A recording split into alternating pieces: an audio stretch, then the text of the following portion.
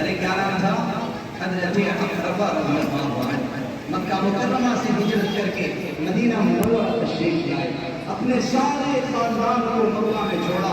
اکیلے اتنے تنہا، اور ساتھ میں ان کی بیوی اور ایک چھوٹا سا بچہ تھا، ایک چھوٹا سا بچہ تھا جس کا نام بحیر تھا، لیکن آپ صلی اللہ علیہ وسلم نے اس بچے کا نام بعد میں رکھا تھا، وہ نام میں آپ کو بعد میں بتاؤں گا۔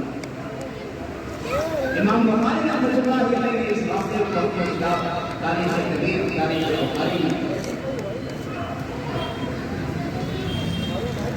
بخاری میں امام بخاری رحمۃ اللہ علیہ حضرت عقبہ رضی اللہ عنہ کا مقدمہ سے ہجرت کر کے مدینہ آئے۔ ابھی تھوڑے ہی دن گزرے تھے کہ جنگ احد سامنے آ گئی، جنگ احد سامنے آ گئی، یہ اسلام کی دوسری جنگ تھی، دوسری جنگ وہ سامنے مسجد میں تشکیل ہو گئی، تشکیل میں حضرت عقبہ رضی اللہ عنہ نے بھی اپنا نام پیش کر دیا، یا رسول اللہ میں بھی جانتا نئے نئے صحابی حضور اکرم صلی اللہ علیہ وسلم کے ساتھ ہو گیا، نئے نئے، کیونکہ آپ صلی اللہ علیہ وسلم اپنی محنت میں سب کو شریک کرتے تھے، اس لیے آپ نے اپنے زمانے میں سب پر محنت کیا تھا، کیا مرد کیا عورت کیا بچہ کیا بوڑھا کیا جوان، سب آپ کے ساتھ تھے، ہر کوئی آپ صلی اللہ علیہ وسلم کا ساتھ دیا، سب آپ کا ساتھ دیا۔ حضرت عقبہ رضی اللہ عنہ آئے، اپنی بیوی سے کہا کہ دیکھو میں حضور اکرم صلی اللہ علیہ وسلم کے ساتھ جانے کے لیے تیار ہو چکا ہوں۔ بیوی بھی خوش ہو گئی،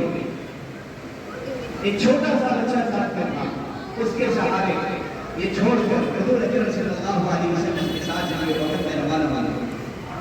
جنگ وقت ابھی یہ گئے ہیں کہ ادھر جو ان کی اہلیت ہے وہ بیمار ہوئی، اور ایسی سخت بیماری نے آ کر ان کو دیکھا کہ مدینے کی عورتیں ان کی تیمارداری کرتی، دیکھ بھال کرتی، دوا دیتی، جو کچھ زمانے میں علاج موجود تھا وہ علاج ان کے لیے حاصل تھا، تو کوشش کرتے رہے، اور یہ چھوٹا سا بچہ اپنی ماں کے لیے تڑپتا تھا، پوری پوری رات جاگتا تھا، اور ماں تڑپتی تھی بیماری میں۔ ایک دن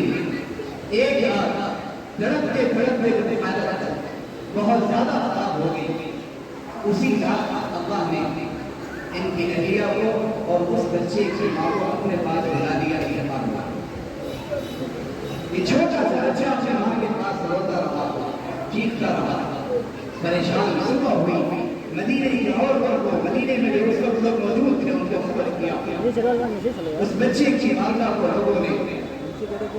غسل کرایا، کفن پہنایا، نماز جنازہ ہوئی، جنت البقیع میں لے جا کر کے دفن کر دیا گیا۔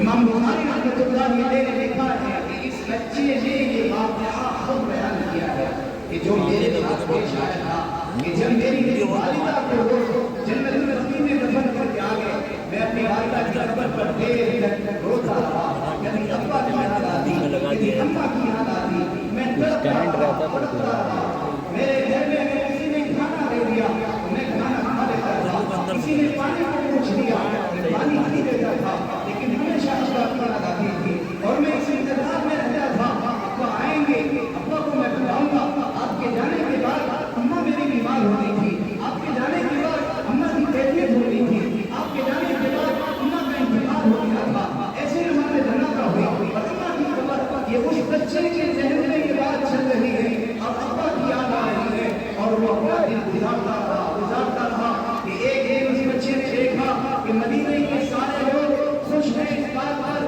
کہ وہ محمد صلی اللہ علیہ وسلم کا قافلہ جو آپ صلی اللہ علیہ وسلم کے ساتھ گیا ہوا تھا وہ واپس آ رہا ہے۔ پہلے تو پورے مدینے میں ماتم چھایا ہوا تھا کہ پورے مدینے میں یہ بات تھی کہ محمد صلی اللہ علیہ وسلم کو شہید کر دیا گیا، اور واقعی میں محمد صلی اللہ علیہ وسلم کو چوٹ تھی، اور آپ نے ہوش ہوئے تھے، اور آپ ایک گڈھے میں بھی گرے تھے، اور آپ کے دنیا میں مبارک بھی شہید ہوئے تھے، اور آپ کا خون بہ رہا تھا، یہ سب کچھ ایک کیا، لیکن جہاں لوگوں کو پتا چلا کہ محمد صلی اللہ علیہ وسلم کا قافلہ آ رہا ہے، سارے لوگ مدینے کے باہر نکل کر اس قافلے کے استقبال میں آگے بڑھے ہیں۔ وہ چھوٹا بچہ